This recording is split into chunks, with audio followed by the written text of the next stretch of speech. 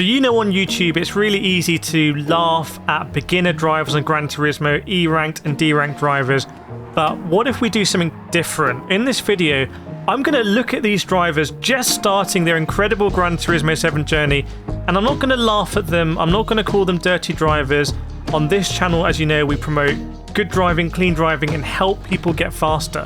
So I'm going to look at their driving and let them know what they can do to get faster. Let's go. And we're going to start here with John Redcorn, who's going to make a absolute beginner error. Look what happens here in the first corner of this Barcelona daily race. He does not brake.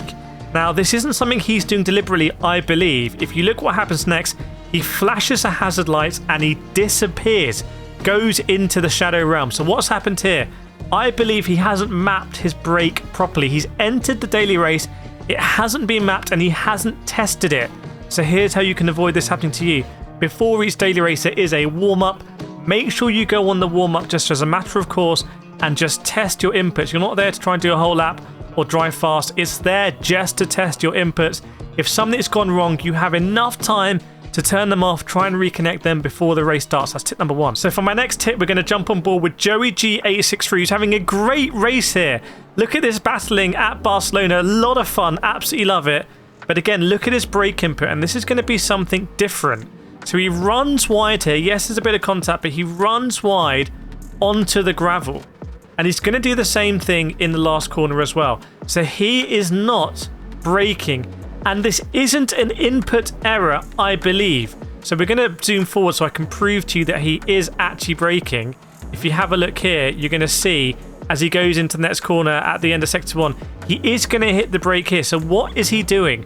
Joey G is still at the position where he thinks he can get around certain corners without really hitting the brake. You can't do it in a racing car like this. You need to be absolutely slamming on the brakes to get around these corners. There we go, Joey. And that's going to slow the car down. So don't get used to just coasting around corners. It's going to be too slow. Fast into the corner. Hit the brakes. Slow it down. Let the car settle. Go on, Joey. And then gradually get on the power. Don't try to go around some corners without braking. Right, for my next tip, we're going to jump on board with Slow Jedi Racing here in one of the most beginner lobbies in Gran Turismo 7 in the Monza daily race. And they're going to make a critical mistake here. We're in Group 3 cars here with medium tyres. There's not the most amount of grip available compared to the power. And look how he gets on the power here, even with traction control and counter steering assist on. And he again goes to the shadow realm. In the cars that have this amount of power, when you get on the power, you need to be making sure your steering wheel is getting straight. Look where his steering wheel is there as he gets on the power. He's basically on full lock. You just cannot do that. It doesn't matter if you're the best driver in the world. You can't get on the power and full lock in these cars without spinning. Just don't do it. Now, this is going to be a very interesting one. So on board with Hong Kong Fooey. Leave a Hong Kong flag in the comments if you remember that. And he's going to come in here. Have a look where he is. I'm actually going to pause it. This is a big mistake.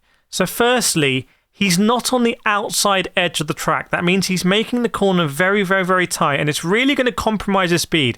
This is a bit down to mathematics. Basically, you want to open up corners. If you're going into a left-hander, be all the way on the right-hand side of the track. If it's a right-hander, be all the way on the left-hand side of the track. He has a whole car's width here. He should be on the outside.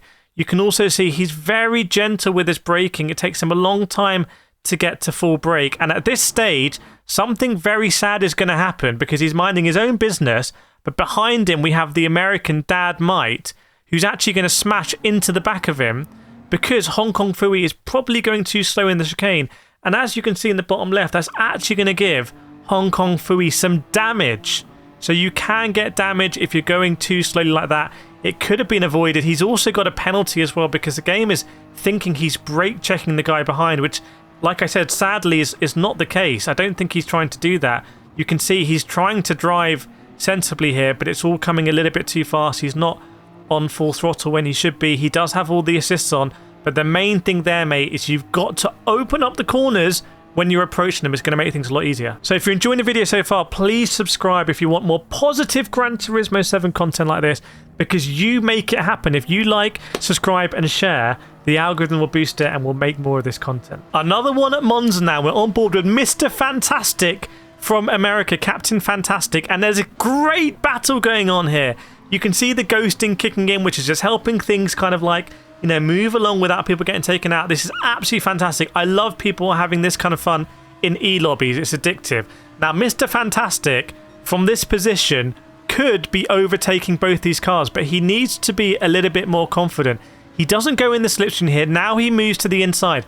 This is a really good position to be in because there's enough space ahead of the Audi, that's the orange and blue car left-hand side, where he can just brake a little bit later and just slot to the inside. If you have two cars following each other, it can be difficult to try and overtake the next car. Now, as we come in here, he's actually just backing out of it, not doing a good enough job there late on the brakes. But this is where he makes a mistake. He goes for the move on the inside here. This is never going to work. There are so many curbs where he's going over. He's going to hit basically 3 of them. It's going to massively unsettle the car, and he's made the corner so unbelievably tight. What he should have done here to overtake the Fanta Audi is actually stick to the outside and straight line the exit, and it will overtake the car on the next straight. As you're going to see here, he makes it so tight. He's scrambling over those 3 curves, and he loses so much traction. He's actually going to lose a position to the Italian. So when you're thinking about overtaking, if you can do that classic move, you've got to commit, brake a bit later. You're going to risk it a little bit, but that's the move. Just a little bit later is all you need. But then if you don't get it done, slot back inside and try and get a really nice exit out of the next corner. Now we're at Grand Valley Speedway for Daily Race C in the E-lobbies, and we're on board with P2 1949, who's making an error that's very easily fixable. And in fact, I talk about this in my Gran Turismo 7 beginner masterclass. If you found this video helpful, www.getfasteronline.com. Click the link in the description after the video. $9.99. It may really help you out. Maybe the best thing you've ever done in Gran Turismo 7. Now have a look here, because you'll miss it if you're not looking for it. And you should be looking for it because it may be affecting you.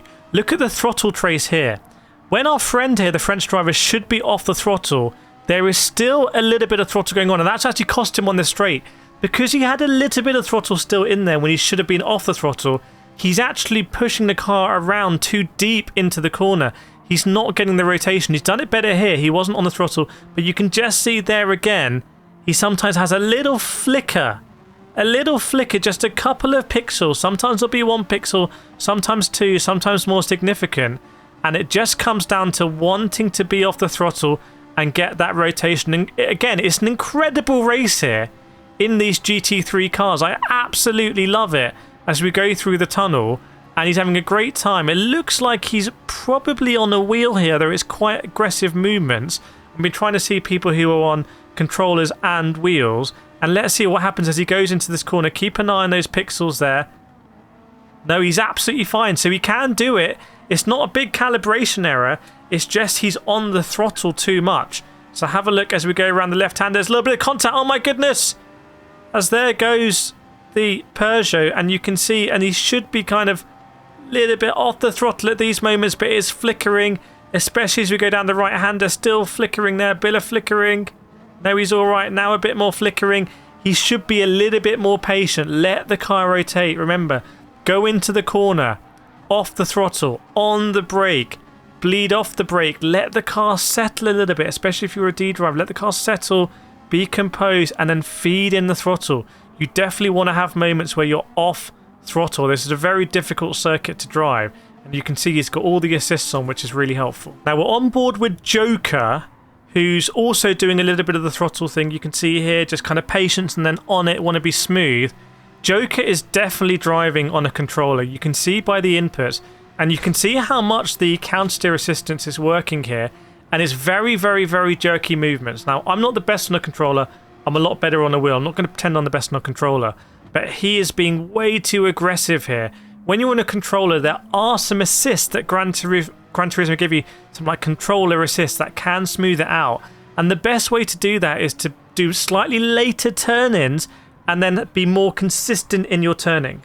So what you don't want to be doing is trying like you could in the wheel, like in the middle of the corner, adjusting. On a controller, generally you want to be doing smooth movements where you're moving the thumbstick in one motion, a little bit like that. You don't really want to be doing the waggle. Now, I actually did a masterclass also on Forza, where Gillette and Forza invited me down, and I taught a celebrity actually how to drive fast on the controller, and we went into 2 different techniques. Like, you can either do the waggle technique or you can do the smooth technique. On Gran Turismo you have gyro as well, so make sure on PlayStation, if you've got a DualSense on PS5, do consider the gyro as well. A lot of people are really fast on a controller. And to exaggerate that point further, we're on board with El Diablo Racer, who again is definitely, I would say, on a controller here. And you can see these wild swings in the steering. It's just practically not going to be letting the car settle and be in that balanced condition. So from where El Diablo is right now with all these movements, I would say really try and cut down on these movements. Make it simple. Go in a straight line to the corner. It's a very difficult circuit, this. Go in straight line to the corner. Now try and use a progressive movement. Open up the corner.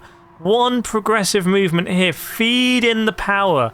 Try and be smooth. You'll be slower to start with, for sure. You will be slower, but you'll be smooth, and you'll be able to speed it up by just getting on the power a little bit earlier, just braking a little bit later, just being a little bit more aggressive with the steering. Whereas if you're making so many inputs like this is way more inputs. If you watch football, it's a bit like taking a lot of touches this to control the ball. Whereas the best football players will take 1 touch, or pass it 1 touch, or control 1 touch, next touch, pass. Here there's a lot of movements going on, and just when you've got a sim-k game like Gran Turismo, you want to let the car settle a little bit, and this is costing El Diablo time. Now this is an interesting one from the Joker, because I think the Joker kind of panics here, and he's going to get rammed from behind, not his fault, but as he gets rammed, he goes off the brake, and he basically accelerates into the guardrail. Like, if you get rammed, don't panic, it happens, and just kind of have that composure if you can. I felt like the Joker here felt a bit panicked, like he's being too slow and he's got to get out of the way. Don't worry about it. It happens. We saw it at Monza. One driver got rammed. He's actually made things worse here. It's interesting there's so much of a penalty. But I found it. Grow on, son. Yes. Oh, come on. Hold it. Hold it. Hold it. Hold it. Hold it. Look at this. A little bit smoother from the Joker. This is unbelievable scenes. We're actually going to go on board with El Diablo. They've both got a penalty. The racing in the replays I've been watching has been unbelievable racing. I've been loving it.